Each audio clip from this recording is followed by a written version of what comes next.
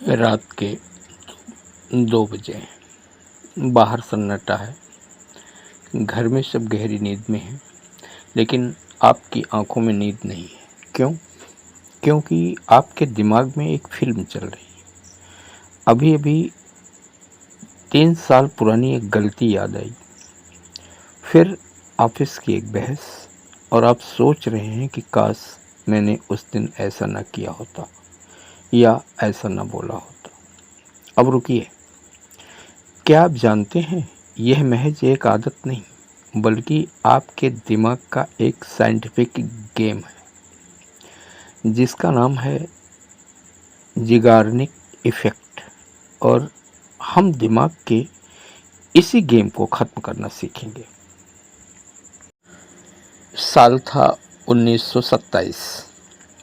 Berlin university की एक रूसी मनोवैज्ञानिक ब्लूमा ज़ीगार्निक एक कैफ़े में बैठी थी। उन्होंने एक अजीब चीज़ नोटिस की। वहाँ के वेटर को 10-10 लोगों के जटिल से जटिल ऑर्डर बिना लिखे बिल्कुल सही सही याद रहते थे, लेकिन जैसे बिल चुकता होता, एक सन्नाटा। वेटर को कुछ भी याद नहीं रहता था।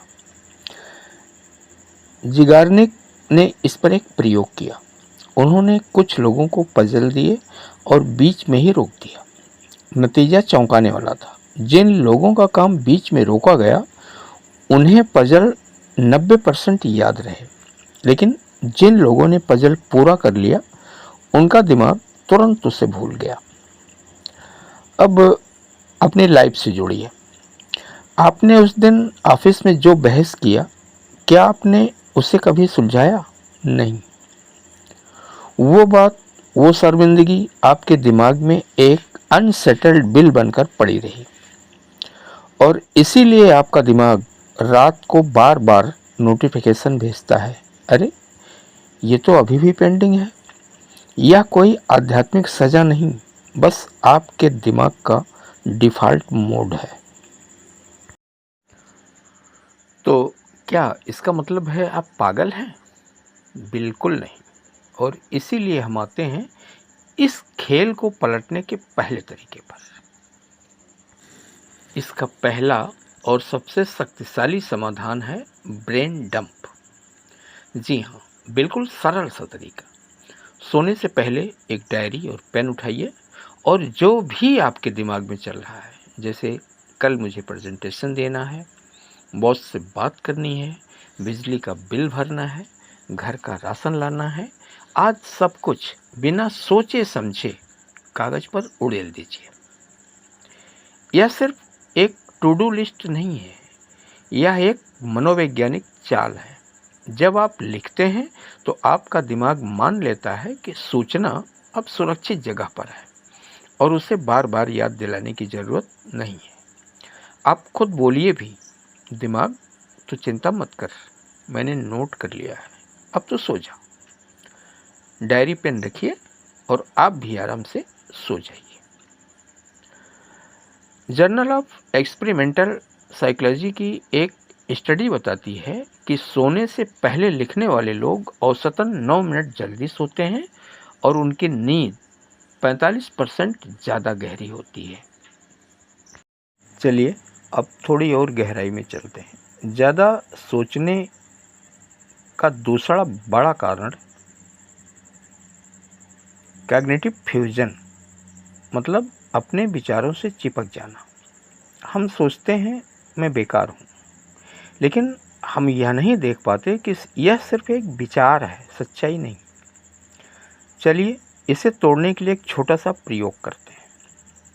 हैप्पी बर्थडे की धुन बजाएं और अपनी नकारात्मक सोच को उस धुन पर गाकर देखें।